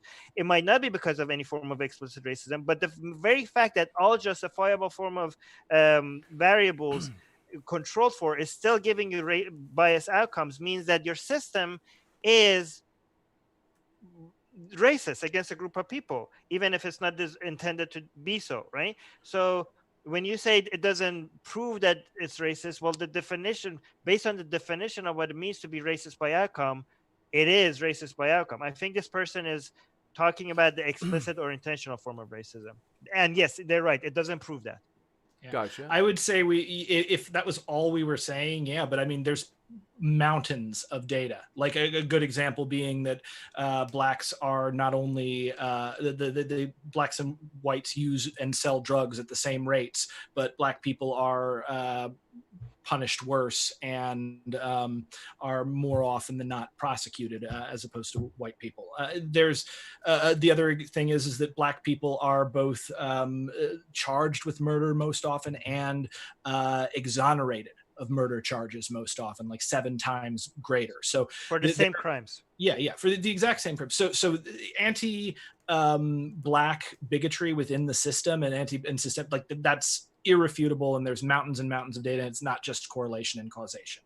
Gotcha. And thanks so much for your question. Or I think this might be that last one. If you got that last one from Gabriel Kay, you that one would be for you. Okay, so Gabriel Kay comes back with, at least under Brenton's dystopian communism, all is oppressed equally and starves equally. I mean, I'm an anarcho-communist, so how exactly is anything oppressed? There's no state. So what is exactly going to do this? And you can actually look at examples of like real world applications of anarcho-communist principles in Rojava, in Shaipas, in the Ukraine Free Territory, and in Catalonia, Spain. When it was run by anarchists for 3 years. And there was not this horrific repression. This is anti-Soviet propaganda put out by the US government in the 1950s that you're being affected by. Gotcha. And Spider the Atio, thanks for your super sticker. Appreciate the support. And there is another question, another critic of you, Brenton. So bring it on. Come on, let's hear this. Afir, thank you for your question, said, why is Brenton allowed to cover up for racists by redefining words? Stalin used this same technique to make people disappear. Wait.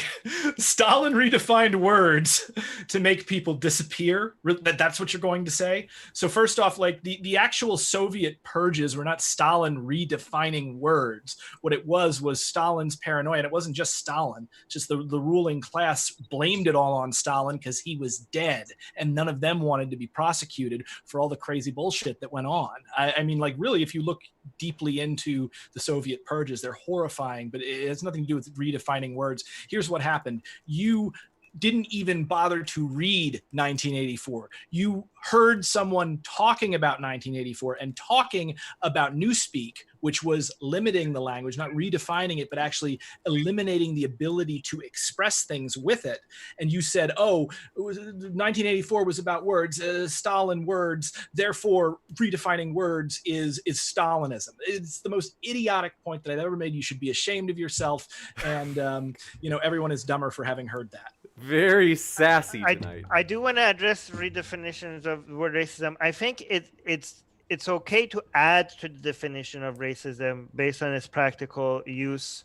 So I'm okay with having the explicit traditional form of racism, that definition there, and adding these new definition because of the purpose, because of the use that they have.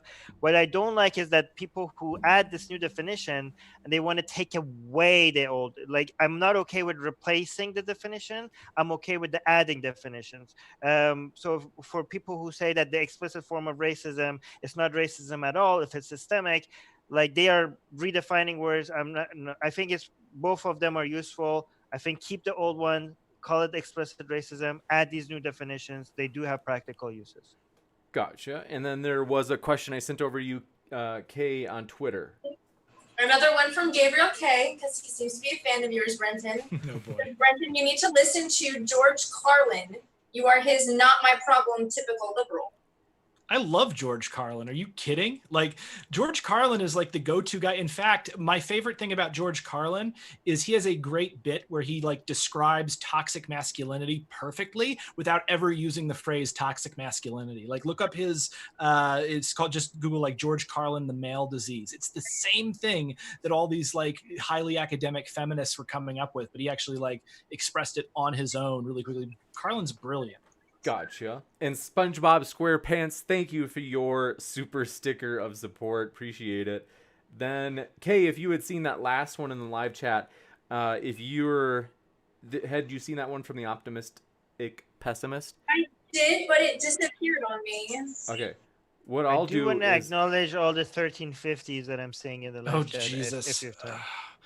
I will send it over to you, Kay. And in the meantime, I will read another one from Samuel. Glad to hear from you, Samuel. It's always a pleasure to have you. Said to Brenton. Actually, this one's kind of like a nice, easygoing, like it's a good way to end. So maybe what we'll do is, Kay, if you want to read that one from the optimistic pessimist. But also give me a chance to respond to the 1350s if there's time at the end. Gotcha. Yeah, let him respond. We need to respond. Sure, we have time. What's up? No, okay. So a lot of people are missing the point when it comes to 1350. They're like, okay, the black people in the United States are 13% of the population, but they are responsible for 50% of the crime. All the studies that Brenton also mentioned, when they are showing that there is a bias in the justice system and the police system against black people, of course they are adjusting for the crime rates. all these, like, do you really think that the researchers that are their entire career is dependent is based on controlling for as many variables as they possibly can to see what the actual reasons for things? Look at these studies; they're showing that even after they adjust for the crime rates, there's still bias in the system after they take that variable into account. Okay, so look at the studies, guys. Gotcha. Yeah, well, and not just that, but also it's just a miscarriage and a misunderstanding of statistics. 50% of the average American has one breast and one testicle. Like, that's a statistical fact. It's the same thing. We must move to the just one last thing. Also, it's a response. But we do have a list of questions, and it seems that you're addressing. Hold on a second. It seems that you're addressing things that you just randomly notice in the chat, and so it's like. Yes. But we do have people that have paid super chats to. Yes, sorry. Yes. Next up. Okay, so go ahead. We have one from the optimistic pessimist that says, Brenton, I wasn't denying that the system is racist. I was saying the evidence of a racist system does not prove Blacks are doing worse than whites because of racism, i.e., there could be biological differences. I mean, there could be, but you would have to demonstrate that. And we've actually have evidence that there are no reasonable biological differences between Blacks and whites. Race is literally skin deep, and humans are one of the least biologically diverse species on this planet. All of us have a single common ancestor from about 1,000 years ago. Literally everyone that lives today is descended from that one guy. And between 50 and 500 BC, everyone in the world who passed on their genetics is either the direct descendant of everyone in the world now or the descendant of no one. We're all a direct descendant of Confucius. We're all a direct descendant of Cleopatra. We're all a direct descendant of, like, I think, Julius Caesar. If you lived in that certain time and you passed on your genetics, they're your direct ancestor. So race does not exist genetically. Can I respond to that as well? Sure. I just want to acknowledge that so far there has not been any evidence that shows that there's any significant differences, but we do need to prepare people in case there is data sometimes showing there's some significant differences, because I don't think that us treating people the same should be dependent on the fact that they're all the same. I think we should treat people the same, even if there does show one day we prove that there are some biological differences. I think our rights should. That's a good point. Bakunin would agree with you, actually. Next up. Yeah. Thank you for that. Gabriel K says to Brenton, I was born in communism. You know nothing. I mean, what communism were you born in? I don't think I was advocating the type of communism that wherever you were born that you're mad about. Communism, as in a stateless, classless society, a stateless, classless, moneyless society based on the common ownership of money and the distribution of resources from each according to his ability to each according to their need, has never existed on the planet. Now, I gave examples of anarchism, anarchist socialism in practice, but that's not communism. Communism is an ideal that has not been reached. Gotcha. Now, if you're like in the former USSR, I'm sure that sucked, and I apologize for that, but that's not what I'm talking about, so don't strawman me. Gotcha. And I just sent another one over to you, Kay, if you got that one. It's from Turbo. Could Brenton please clarify a discriminating against whites with affirmative action doesn't meet the standards of racism? Discriminating, it doesn't meet the standards of, because racism, as we're talking about, like systemic racism, involves the state and the perception of like authorities like the military and the police, a judge sentencing you more harshly because you're white, not someone else getting an opportunity because they're not white. I must say, I've seen a lot of definitions of systemic racism. This is the first time I've seen somebody mention that it only can come from the state. Yeah, well, it's not so much it's generated by the state and sovereign power. This is, it's kind of cutting edge research. I think it only, came out in like 2007. So it's one of the more recent definitions of racism and people going into it. Also, you kind of have to have an anarchist critical framework to fully understand it. And liberals really get very uncomfortable when anyone criticizes the state because they like their institutions. They like their little world that they've built. Next, I mean, to be fair, I like them too, but we could debate that later. Yeah, dude, that's fine to talk about. Yeah. Samuel Powell, for the last question of the night that we have here. Appreciate it. Samuel says, this one, we got so many for Brenton tonight, but don't worry, this one at least isn't attacking. This one is, they said, to Brenton, what was the most difficult challenge along the Appalachian Trail? Oh, geez, that's a huge, there's so many great things. So I would say the biggest physical challenge of the Appalachian Trail was like when I hit the White Mountains in New Hampshire, because like I started down south and was coming north, and you start off and you're like hurting it, like you can barely do like 10, 11, 12 miles a day. Then you get to this point where you're like basically professional athlete level shape, and you're doing like, you can do 15, 16 miles a day easily. And like if you want to, like I did a 22-mile day to get to a bar in time so I could, have a couple of cheap beers. When I hit the White Mountains, I was in tip top shape, and suddenly like a 15-mile day felt like a 20-mile day. A 20-mile day was impossible. Meanwhile, while all of this was going on, not only was I having some of the hardest hiking that I ever had to do, but I was getting rained on and hailed on nonstop for weeks. Like my feet looked like golems when I got to the end of that after a week. And it did not it started raining when I got to like when I got to Vermont, and did not stop until I got to Maine.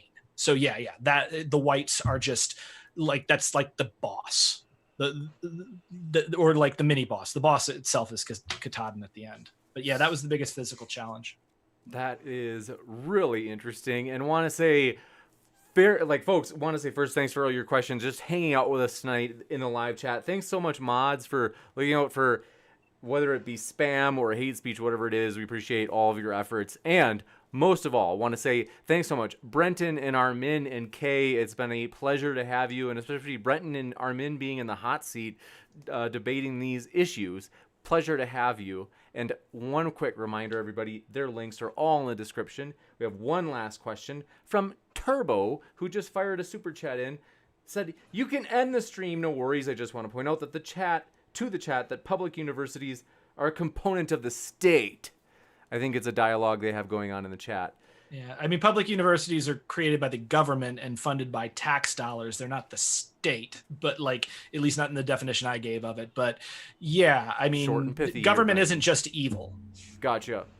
Can I say something? Yes. Not in response to that. How much time do I have? No, I just want to quickly say that to people that look like we were. I mean, even if if me or Brenton didn't change your opinion on anything, I think the more important point here is that we are able to have friendly civil discussions about some of the most heated topics out there.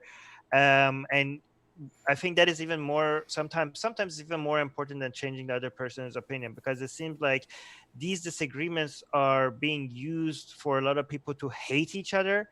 And these debates, the great thing about them is not just to convince people that which side is right or which side is wrong, but it's also to show people that disagreements doesn't necessarily need to lead to people hating each other. It's possible to have friendly disagreements.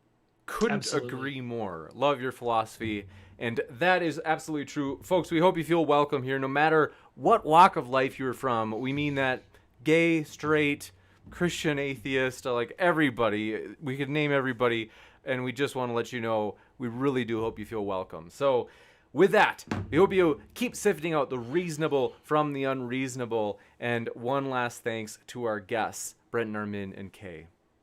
Thank you, guys. With that, take care, folks, and have a great day. Hopefully we will see you back here, as we have a couple of awesome ones coming up this week in addition. So take care, and we'll see you next time.